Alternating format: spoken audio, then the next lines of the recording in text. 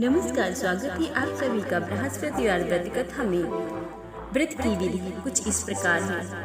बृहस्पतिवार की पूजा करते समय यह ध्यान रखना चाहिए कि पूजा विधि विधान के अनुसार हो। व्रत वाले दिन प्रातः काल उठकर बृहस्पति देव का पूजन करना चाहिए। बृहस्पति देव का पूजन पीली वस्त्र, पीले फूल, चने की दाल, पीली मिठाई, पीले चावल आदि का भोग लगाकर किया जाता है। इस व्रत में केले का पूजन ही करें। कथा और पूजन के समय मन, क्रम और वचन से शुद्ध होकर मनोकामना पूर्ति के लिए बृहस्पति देव से प्रार्थना करनी चाहिए। दिन में एक समय ही भोजन करें। भोजन चने की दाल आदि का करें। नमक ना खाएं। पीले वस्त्र पहने। पीले फलों का प्रयोग करें। पीले चंदन से पूजन करें। पूजन के बाद भगवान बृहस्पति की कथा सुननी चाहिए, जो कुछ इस प्रकार है। व्रत कथा प्राचीन समय की बात है। किसी राज्य में एक बड़ा प्रतापी तथा दानी राजा राज्य करता था। वह प्रत्येक गुरुवार को व्रत रखता एवं भूखों और गरीबों को दान देकर पुण्य प्राप्त करता, परंतु यह बात उसकी रानी को अच्छी नहीं लगती। वह ना तो व्रत करती थी और ना ही किसी को एक भी पैसा दान में देती थी, और राजा को भी ऐसा करने से मना करती थी। पर रानी और दासी थी। उस समय गुरु बृहस्पति देव साधु का रूप धारण कर राजा के दरबार पर भिक्षा मांगने आए। साधु ने जब रानी से भिक्षा मांगी तो वह कहने लगी, हे साधु महाराज, मैं इस दान और पुण्य से तंग आ गई हूँ। आप कोई ऐसा उपाय बताइए जिससे कि सारा धन नष्ट हो जाए और मैं आराम से रह सकूं। बृहस्पति देव ने कहा, हे देवी, तुम बड़ी विचित्र हो। संतान और धन से कोई दुखी नहीं होता। अगर अधिक धन है तो इसे शुभ कार्यों में लगाओ।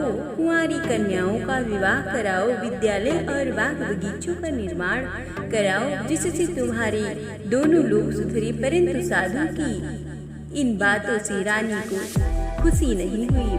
उसने कहा, मुझे ऐसे धन की आवश्यकता नहीं है जिसे मैं दान दूं और जिसे संभालने में मेरा सारा समय नष्ट हो जाए। तब साधु ने कहा, यदि तुम्हारी ऐसी इच्छा है तो मैं जैसा तुम्हें बताता हूँ तुम वैसा ही करना। बृहस्पतिवार के दिन तुम घर को गोबर से लीपना, अपने केसों को पीली मिट्टी से धोना, केसों को धोते समय स्नान करना, राजा से हजामत बनाने को कहना, भोजन में मांस मदिरा खाना, कपड़े धोने हाथों में डालना। इसी प्रकार 7 बृहस्पतिवार करने से तुम्हारा समस्त धन नष्ट हो जाएगा। इतना कहकर साधु रूपी बृहस्पति देव अंतर्ध्यान हो गए। साधु के कहे अनुसार करते हुए रानी को केवल 3 बृहस्पतिवार बीते थे कि उनकी समस्त धन संपत्ति नष्ट हो गई। भोजन के लिए राजा का परिवार तरसने लगा।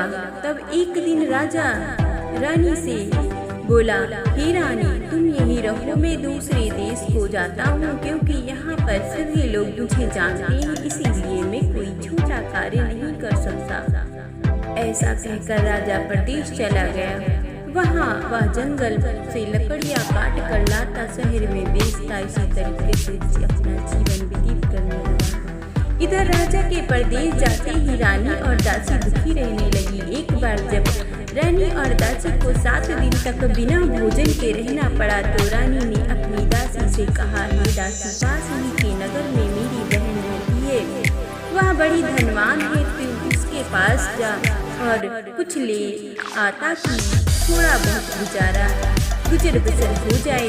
दासी रानी की बहन के पास गई। उस दिन बृहस्पतिवार था और रानी की बहन उस समय बृहस्पतिवार व्रत की कथा चल रही थी। दासी ने रानी की बहन को अपनी रानी का संदेश दिया, लेकिन रानी की बड़ी बहन ने कहा, कोई उत्तर नहीं दिया। जब दासी को रानी की बहन से कोई उत्तर नहीं मिला तो वह बहुत दुखी को सारी बात बता दी। सुनकर रानी ने अपने भाग्य को कोसा। उधर रानी की बहन ने सोचा कि मेरी बहन की दासी आई थी, परंतु मैं जिसे नहीं बोली उससे वह बहुत दुखी हुई होगी। कथा सुनकर और पूजन समाप्त कर वह अपनी बहन के घर आई और कहने लगी, हे बहन, मैं बृहस्पतिवार का व्रत कर रही थी। तुम्हारी दासी मेरे घर आई थी, परंतु जब तक कथा होती तब तक ना तो उठते हैं और ना ही बोलते हैं, इसीलिए मैं नहीं बोली। कहो दासी क्यों गई थी? रानी बोली, बहन तुमसे क्या छिपाऊं, हमारे घर में खाने तक वो अनाज नहीं था, इसीलिए कहते कहते रानी की आंखों में आंसू भर आते हैं। उसने दासी समेत पिछले 7 दिनों से भूखे रहने तक की बात अपनी बहन को विस्तार पूर्वक सुना दी। रानी की बहन बोली, देखो बहन, भगवान बृहस्पति देव सबकी मनोकामनाओं को पूर्ण करते हैं। देखो शायद तुम्हारे घर में अनाज रखा हो। पहले तो रानी को विश्वास नहीं हुआ, पर बहन के आग्रह करने पर उसने अपनी दासी को अंदर भेजा तो वो उसे सचमुच अनाज से भरा हुआ एक घड़ा मिला। यहाँ देखकर दासी को बड़ी हैरानी हुई। दासी रानी से कहने लगी, हे रानी, जब हमको भोजन नहीं मिलता है तो हम व्रत करते हैं, इसीलिए क्यों ना इसमें इनसे व्रत और कथा की विधि पूछ ली जाए ताकि हम व्रत कर सकते हैं। जब रानी ने अपनी बहन से बृहस्पतिवार व्रत के बारे में पूछा, उसकी बहन ने बताया, बृहस्पतिवार के व्रत में चने की दाल और मुनक्का से विष्णु भगवान को केले की जड़ से पूजन करें तथा दीपक जला में व्रत करते करें तथा सुने, पीला भोजन ही करें, इससे बृहस्पति देव प्रसन्न होते हैं। व्रत और पूजा विधि बताकर रानी की बहन अपने घर लौट गई। 7वें रोज के बाद जब गुरुवार आया तो रानी और दासी ने निश्चय अनुसार व्रत रखा। गौशाले से जाकर चना और गुड़ बीन लाई और फिर उसकी दाल से केले की जड़ तथा विष्णु भगवान का पूजन किया।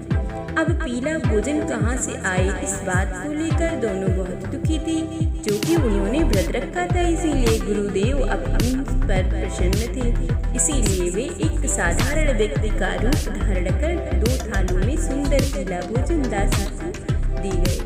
भोजन पाकर दासी प्रसन्न हुई और फिर रानी के साथ मिलकर भोजन ग्रहण किया। उसके बाद वह सभी गुरुवार को व्रत और पूजन करने लगी। बृहस्पति भगवान की कृपा से उनके पास फिर से धन संपत्ति हो गई, परंतु रानी फिर से पहले की तरह आलस्य करने लगी। तब दासी बोली, देखो रानी, तुम पहले भी इसी प्रकार आलस्य करती थी। तुम धन रखने में कष्ट होता था, इस कारण सभी धन नष्ट हो गया। अब और जब भगवान गुरुदेव की कृपा से धन मिला है तो फिर से आलस्य होता है। बड़ी मुसीबतों के बाद हमने यह धन पाया है, इसीलिए हमें दान पुण्य करना चाहिए, भूखे मनुष्यों को भोजन कराना चाहिए और धन को शुभ कार्यों में खर्चा करना चाहिए, जिससे तुम्हारे कुल पायस बढ़े, स्वर्ग प्राप्ति हो और पितृ प्रसन्न हो। दासी की बात मानकर रानी अपना धन शुभ कार्यों में खर्चा करने लगी, जिससे पूरे नगर में यश फैल गया। बोलिए बृहस्पति